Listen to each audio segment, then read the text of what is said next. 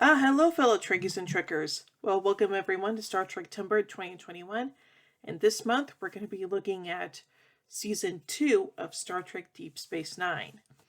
And just to be clear, I'm not going to be able to get through all these episodes in 1 month, so I'm going to be doing 2 videos every weekday. Everybody got that? Good. So let's kick things off by looking at Episode 1 of Season 2 of Deep Space Nine, The Homecoming. On Deep Space Nine, Odo visits Quark in his bar, but the Ferengi is much too busy to speak with him. Odo persists and asks Quark if he remembers a tip the barkeep gave him that a Soviet freighter was carrying smuggled goods, such as defective isolinear rods. Much to Odo's surprise, when he investigated the ship, he found Quark was telling the truth and had some of the crew arrested. Odo thinks he has a hidden agenda, but Quark insists he has changed and wants to call a truce. As Quark and his brother watch the constable leave, Rom can't understand Quark's objective either, so Quark quotes the 27th Rule of Acquisition. Every once in a while, declare peace. It confuses the hell out of your enemies. Quark is visited by an old friend, Renojo, a female boss-like freighter captain. She asks him when the next transport to Bajor is to leave, as she has a delivery to make, a Bajoran earring. It was given to her by a Cardassian maintenance worker on Cardassia 4. Quark agrees to deliver the earring himself. The captain gives it to him, and Quark leaves her with a kiss. In her quarters, Kira Nerys is meditating. She is interrupted by the chime of the door. It is Quark. She almost refuses mentoring, but finally relents and gives him 5 seconds to explain himself before she kicks him out. He tries to flirt as she counts down the time until she's ready to throw him out. He finally comes to the point of his visit and presents her with the earring. She recognizes it immediately, snatches it from his hand, and leaves, with him still standing there. Consider it a gift, he tells her. On the promenade, Jake Sisko races to catch up with his father. He tells his father that he has a date with Lyra, a young Bajoran girl. Benjamin thinks his son is looking for some relationship counseling, but Jake says he's looking for some ideas where he can take her. Jake suggests the holosuites, but Ben nixes the idea. As another option, the boy wants to take her to their quarters to talk. No, his father asserts. Check it to the promenade balcony if you want to talk. Jake complains, but that's boring. Just then, Kira approaches Benjamin Sisko and asks him if she can borrow a runabout. Bajor's in trouble. Since the loss of Apoc in the Gamma Quadrant, there have been an increasing number of riots and civil unrest on the planet. She wants to go to Cardassia 4 to rescue a Bajoran prisoner of war. She shows him the earring Quark gave her, telling him it shows the insignia of Lee Nalas, one of the leaders of the Bajoran resistance who was cited by many Bajorans to be the greatest hero of the occupation. He has been missing and presumed dead, but the earring indicates that he is alive, and Kira believes it was smuggled out as a cry for help. Although the DNA of the earring matches Lee's records, the Bajoran provisional government have refused to allow a rescue mission as they don't want to risk war with the Cardassians. She tells Sisko that Lee is exactly the sort of man the increasingly factionalized Bajoran people need to lead them out of the aftermath of the occupation. It will be a dangerous mission, and Sisko can only promise that he'll think about it. Over the intercom, Miles O'Brien tells Sisko to call Sisko to one of the habitat rings. Sisko approaches Odo and O'Brien, who point out another problem. Someone sprayed the station walls with graffiti bearing the insignia of the Alliance for Global Unity, better known as the Circle. The extremist group wants to rid Bajor of all non-Bajorans. A troubled Sisko is worried that matters in Bajor will soon get out of hand, so he orders Odo to step up security on the station. With Kira's request in mind, Sisko seeks advice from Dax in his office. He tells her that all their efforts to bring Bajor into the Federation are standing to come undone, and what Bajor needs right now is someone who can unite the factions and bring much-needed stability to the planet. Dax advises him to let Kira have the runabout. Surprised that Dax knows the story, he then wonders what they will say to the Cardassians if Kira succeeds. Dax counters with a better question. What will the Cardassians say if prisoners of war are still being held there after they promised all were freed? Sisko then decides to give Kira a runabout and here's ways to hide it from Cardassian censors with O'Brien. Sisko then goes to Kira's quarters, and O'Brien accompanies him. He tells Kira that he wishes her luck and that O'Brien will be accompanying her on her mission into Cardassian territory. At first, Kira objects, worried that the presence of a Federation officer will only put Cisco in a bad light if they're caught. Cisco states he's willing to risk that, and also states he's taking a precautionary measure to get his runabout back in one piece, as O'Brien is a better pilot.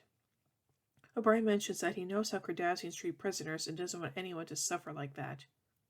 Kira reluctantly agrees, saying that she can use the company. Cisco and O'Brien rig a runabout to appear Lessepian on long-range scanners. As the Major and the Chief embark, Kira tells O'Brien she wants something understood. If they don't return Lena lost, they're not coming back at all. O'Brien still agrees to go. As the pair nears Cardassia 4, they are hailed by a Cardassian navigational control post. The runabout's disguised pirate signature having appeared as engine trouble on the post's long-range sensors. O'Brien tells Kira that they are out of visual range and suggests they bluff their way out. Kira opens the channel and talks to the outpost. Kira first says they are having engine problems and are attempting to repair them, but the outpost offers to send a repair ship to assist them. With efforts to decline grow suspicious, she gives the name of a Cardassian, Golmaran, that is waiting for her shipment.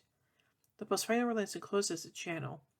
When O'Brien inquires about the goal she mentioned, Kira confesses she just made up the name at random. As they fly over the camp, O'Brien has a transport scan for Bajoran life signs. They are both surprised when they pick up about a dozen. Since the runabout can only beam up 2 people at a time, once the first 2 dematerialize, the Cardassians will be alerted and all hell will break loose in the surface. In order to make sure they retrieve Lee, they need to get inside the prison camp, where Bajorans are breaking rocks in the hot sun.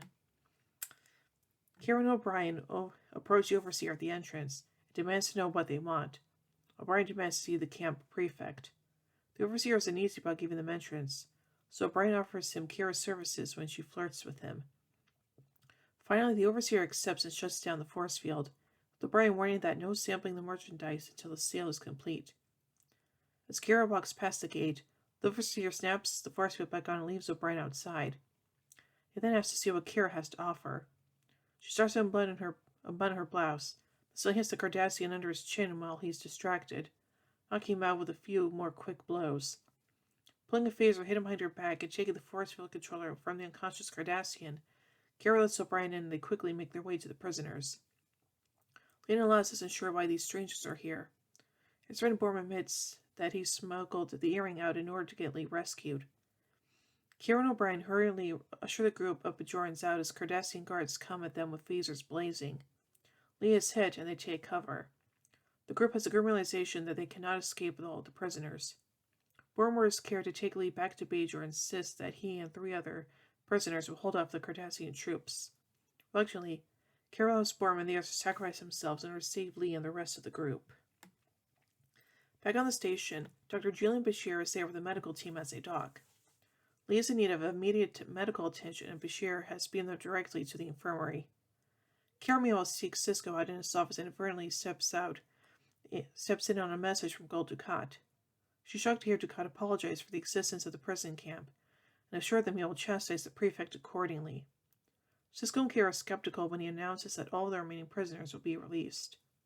Cisco encourages Kira to be pleased with what has been achieved. Lee is amazed at the tremendous commotion he has caused on the station, as the Bajorans openly stare at him in awe. Uncomfortable with the attention, he admits he used to work there. Announcement is then heard of Minister Jarrow's ship approaching. Kira agrees to Minister as he complains that her Avenger has made enemies. She has declared war on Cardassia, and they have thankfully declined it. He is adamant that the next time she disobeys orders will be the end of her military career. Then, the consummate politician soothes troubled waters by personally offering her his thanks. The Bajorans on the station crave a few words from Lee and Cisco. Talks him into responding. After hearing just a few words about a Bajor that is now free, Jarrow asks to speak. Lee politely stands by while the minister asks his fellow Bajorans to never forget this day, because they can tell their children and their grandchildren that this is the day Lee Nalas returned to Bajor. When Cisco finally escorts Lee to his quarters, he tells the commander that all he wants is a moment of privacy. This morning he was a slave, and tonight he is a hero. He asks Cisco what Bajor is like with the Cardassians gone. Cisco tells him it is doing well for the most part. He tells Lee that both he and Bajor could use his help in bringing stability to the planet. He then tells him to go get some sleep, and Lee remarks that it sounds like he is going to need it. Meanwhile, inside his closed bar, Quark counts bars of Latinum with Rom. Rom complains that the division is unfair because he only gets one bar to every 6 Quark gets. Quark agrees with his brother that it is very unfair, then proceeds to count at 1 more bar for Rom and then 7 for himself. A frustrated Rom leaves the bar and Quark continues counting Latinum when a group of strangers come in. Quark says the bar is closed, but all of a sudden he is attacked by 3 masked figures in robes, who force him to the floor and burn the flesh on his forehead with what looks like a small branding iron, leaving behind the insignia of the circle. When Quark comes to sitting at a bar stool, Dr. Bashir heals his scar with a dermal regenerator. When the good doctor is done, Quark asks Kira how he looks. She offers a polite non-answer by saying he's as handsome as always, and he grins contentedly. Lee is told that Quark's assailants are members of an extreme group from Bajor who call themselves the Circle. Lee is probably shocked that Bajorans have done such a thing. Sisko explains that many Bajorans are turning to the Circle because they have grown impatient with their floundering government. Kira answers that the Circle is more organized than the government, so the Bajorans look there for a leader. She adds that they need someone who will speak out against reactionaries, causing all us to zero in on Lee. With the troubles of the station abating, Ben heads for the comfort of his quarters, only to find Jake still awake. When Ben asks what's wrong, the dejected youth tells his father that his Bajoran girlfriend couldn't make their date. Her dad refuses to let the girl see Jake because he is not a Bajoran. Sisko tries to console his son by telling him about some of the problems Bajor is having and that he's sorry Jake has become a victim of the unrest. Nobody deserves it. Sisko then gets interrupted by a comm message. Rama Doeg, a Jagarian freighter captain, found a Bajoran stowaway aboard his vessel, the Nanut. As the captain moves aside, Lee and Alas steps into view. When Sisko retrieves him a short while afterward, Bajoran hero is forced to explain he was secretly headed for the faraway Gamma Quadrant. Lee painfully reveals that he was hardly a hero. The bravery he is so famous for is based entirely on rumors. Lee tells Sisko a story. When all but 3 of the members of his cell were killed, he was the only one with a phaser, so he became the point. He was taken to an embankment by a lake. However, he fell down and landed by the edge of it when suddenly Gul Zarali, one of the most hated Cardassians on the planet responsible for destroying several villages, emerged from the water having been bathing. After a few seconds of almost embarrassed silence, Zarali went for his weapon, only for Lee to then remember that he had his own phaser and shot the Gul dead. When Zarali's body landed on top of Lee, and when the other members of his cell found him, they were convinced he killed the Cardassian in a savage hand-to-hand fight and told everyone they encountered, despite Lee trying to tell them the truth that was entirely accidental. The story spread, and Lee was soon a hero with almost every resistance victory attributed to him. His reputation was so well known, it followed him to the labor camp where his mere presence inspired the prisoners. Lee laments the fact that all he did was shoot an unarmed Cardassian in his underwear, and he is not the man the Bajorans think him to be. Sisko tells Lee that despite this, Bajor does need him, that he isn't expected to perform heroic feats, but just to be there for them as the Bajorans look at him and see the best they can be. Lee argues that his reputation is built on a lie, but Sisko argues that instead it is a legend and that it is exactly what Bajor needs now. Realizing that Sisko is right, Lee agrees to assume whatever role is necessary. When Lee returns from a trip to Bajor, he is accompanied by Minister Jaro. Jaro announces that by unanimous vote, Lee has been named Navarash. It is a new title because there were no suitable titles available. Jaro also mentions in passing that the Navarash is now the Bajoran liaison officer to Deep Space Nine, the position currently held by Kira. I read heavily as an officer, Sisko complains. Jaro states, not anymore you don't. Major Kira is no longer assigned to this post. She's been recalled to Bajor. To be continued. Bum bum bum.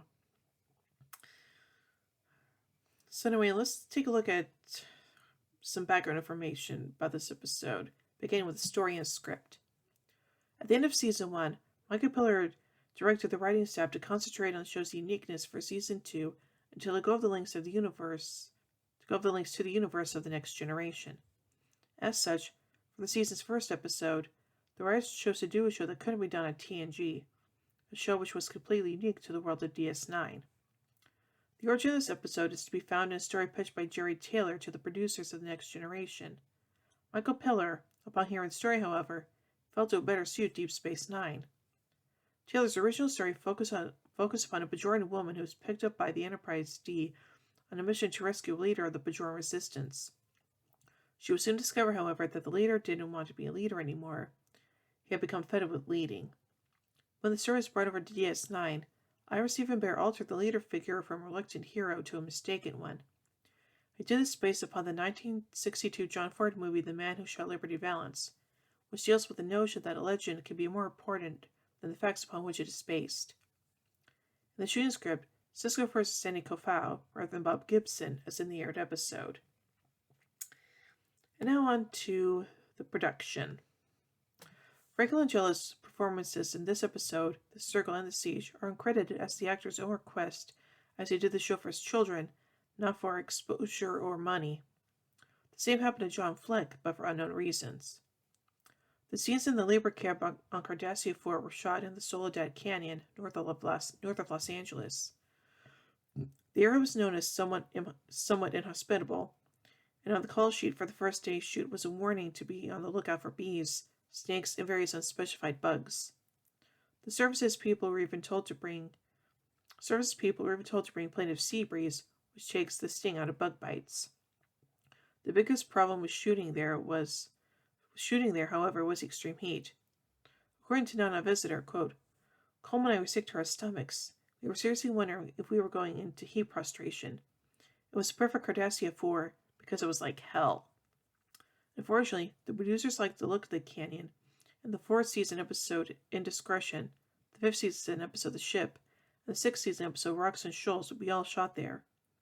In the case of the ship at Rocks and Shoals, however, the heat would prove to be even worse than during the shoot for Homecoming.